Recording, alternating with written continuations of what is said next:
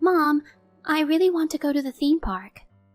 All of a sudden, as I was washing the dishes at home, my daughter Michelle started to express her desires. The theme park is quite a trek, especially on a holiday. I feel a significant unease about managing my daughter all by myself. Despite my guilt, I stroked her head and gently tried to calm her. We'll go to the theme park another time, okay? When Daddy's here, okay? But why? It's not fair if only Daddy gets to go to the theme park. Huh? But Daddy's at work, isn't he?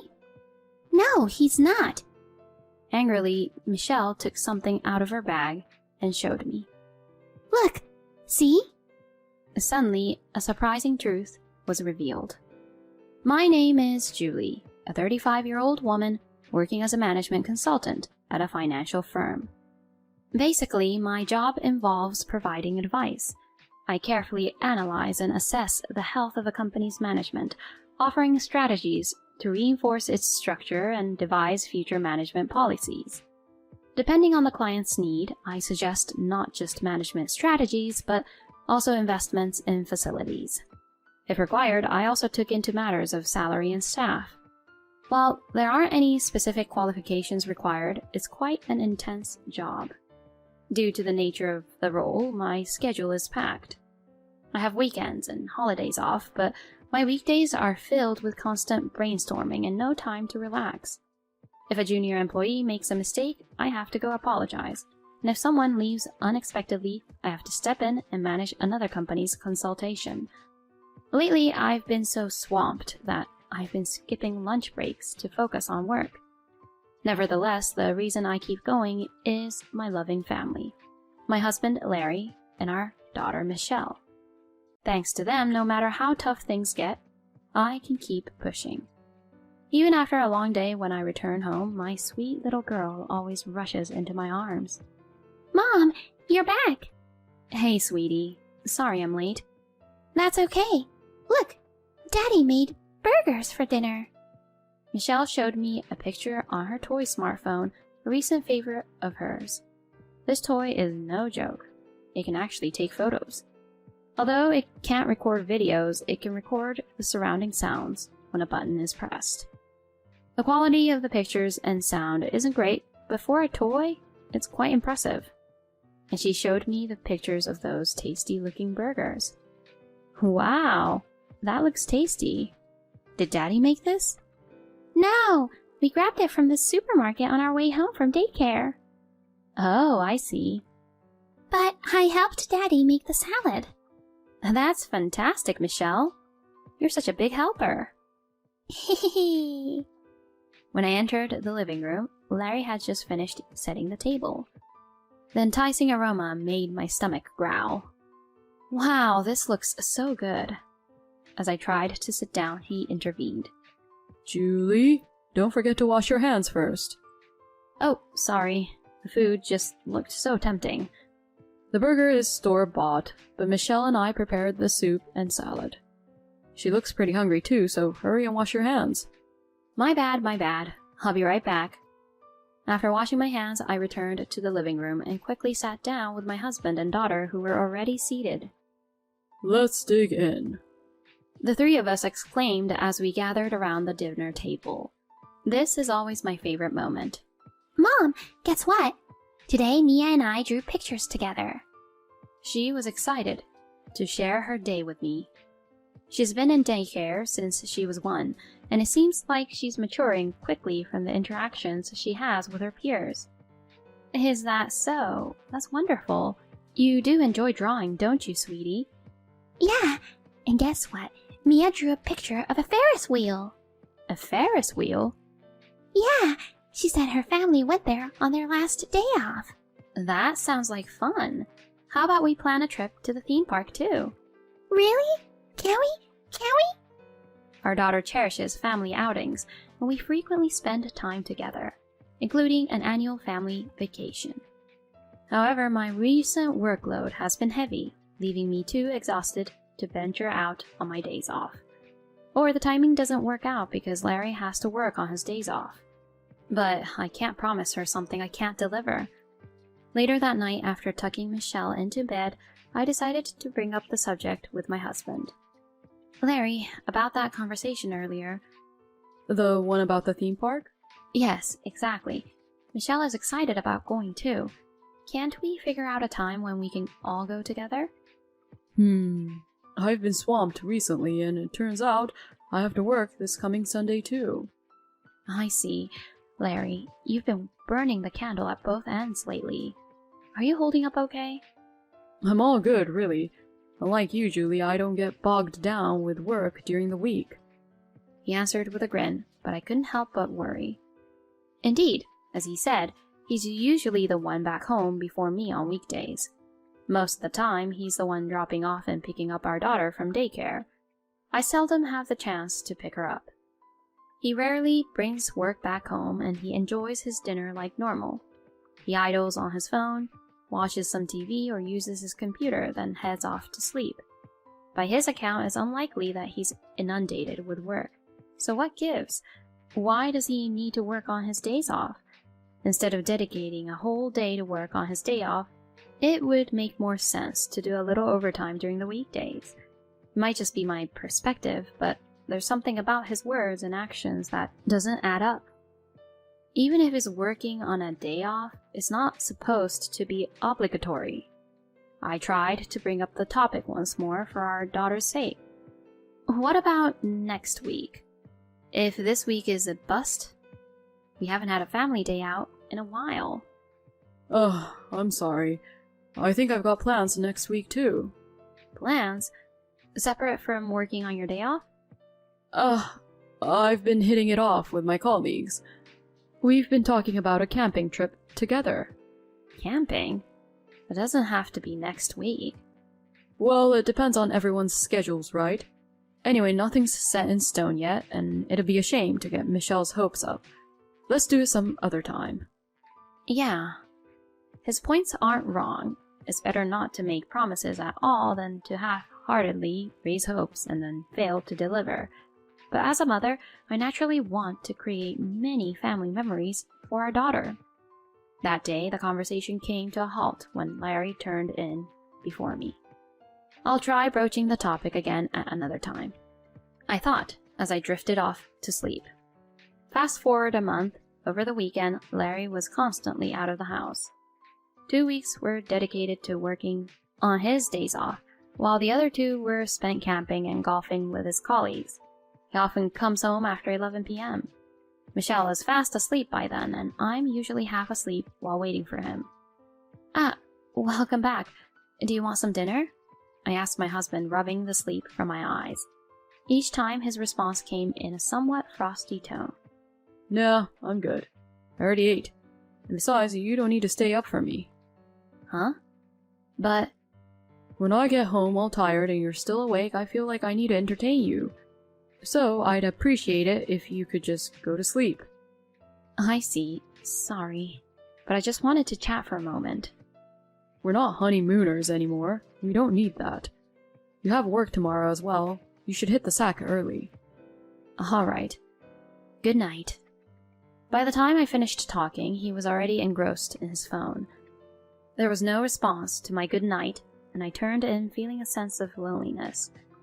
One day, as I was reading a picture book to Michelle, she chimed in with a tiny voice. Mom! I closed the book, interrupting the reading, and responded warmly. What is it, sweetie? Mia went to the aquarium with her family the other day, and Luna mentioned that she went to a theme park. Oh, really? You want to go too, don't you? Yeah, I want to go to the theme park with you and Dad. I know, sweetie. I'll be sure to ask your dad. Really? Promise? You really promise? I nodded at her, who was visibly excited. I was genuinely happy to see her so eager to spend time with us. That night, I went to the bedroom where Larry was. He was already in bed, fiddling with his smartphone. Hey, Larry, do you have a moment? When I called out, he shot me a grumpy look. What? Larry responded irritably, so I gave it another shot. You see, Michelle is really eager to go to the theme park. Can't we make it happen on your next day off? That's impossible on such short notice. We've already planned to work the weekends too. There's no way we can go to the theme park. I know, but can't we figure something out? Michelle feels left out seeing her friends. Don't be so pushy when I say it's impossible, it's impossible. We're working too, Julie. You should get where I'm coming from. My usually calm husband raised his voice for the first time. I was so taken aback that I was at a loss for words. Why is he getting so upset when I merely asked him to take a day off for the family?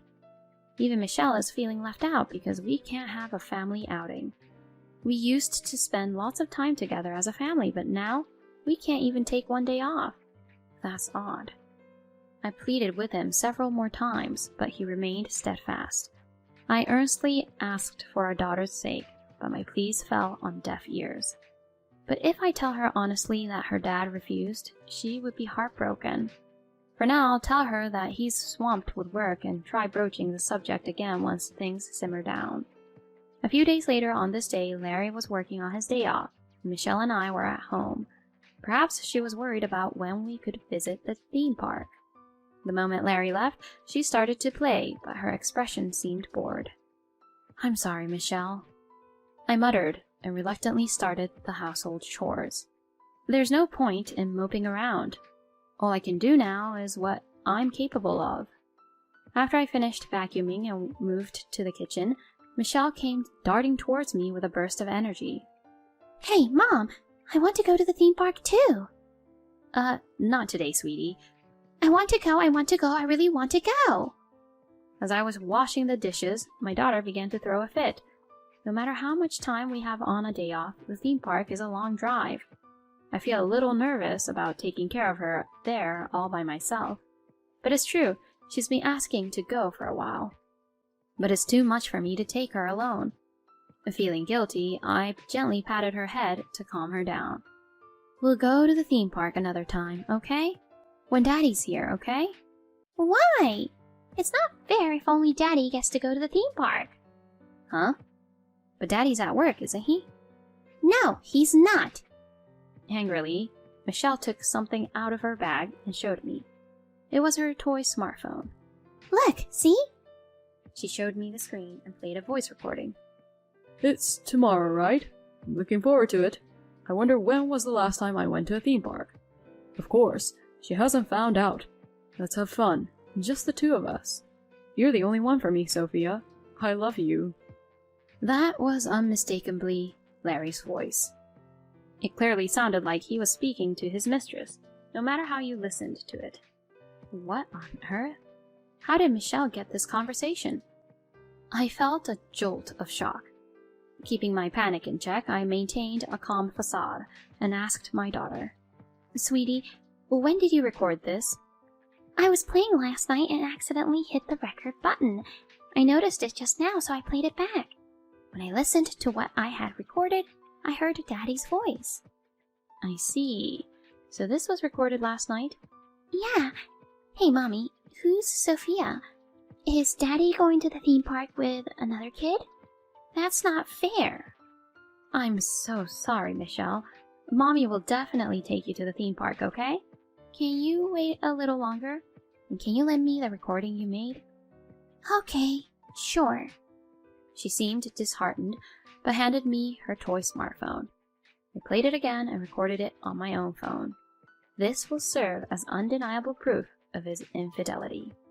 With that in mind, I decided to search Larry's things while Michelle was napping. And then I found his tablet under the bed in our bedroom. He used to use his tablet frequently in the living room, but I hadn't seen it around lately. Suspicious, I cautiously tapped the screen. The device wasn't locked, so I was able to access it immediately. What? What is this? The background was a picture of him with a woman I didn't recognize. Upon checking the photos, it turned out that the picture was from 6 months ago. In other words, Larry has been having an affair for at least that long. Michelle and I have been betrayed by him since then. At that moment, a burning rage surged through me, like my blood was boiling. Maintaining the marriage for Michelle's sake was no longer an option. He was pretending to be working overtime, having an affair behind my back. Michelle has been holding out this entire time. It's just too much. I won't forgive him. No matter what, I'll make him and his mistress pay. I immediately called a locksmith. Hello, I'd like to change my locks, if possible, right now. Luckily, they didn't have any prior appointments and the locksmith arrived in about an hour. I had the front door lock changed so that the original key couldn't open it. Next, I contacted my parents, explained the situation, and arranged for them to look after Michelle. I decided to wait at home alone for Larry. A few hours later, the front door rattled. He must have realized that his key wasn't working after several attempts. Then a call came in on my phone. Julie, I can't seem to get the house door open. Oh, sorry. I'll open it now. As I opened the front door, there stood Larry, looking wary. I held up a hand to stop him from entering and stood firm. What's going on? He looked surprised as I confronted him head on. Do you want to sign the divorce papers right away, or do you want to take this to court?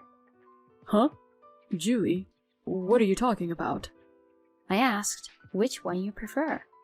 Hurry up and answer, you cheater. What? He must have finally realized that I knew about his affair. His face turned pale and he started to shake.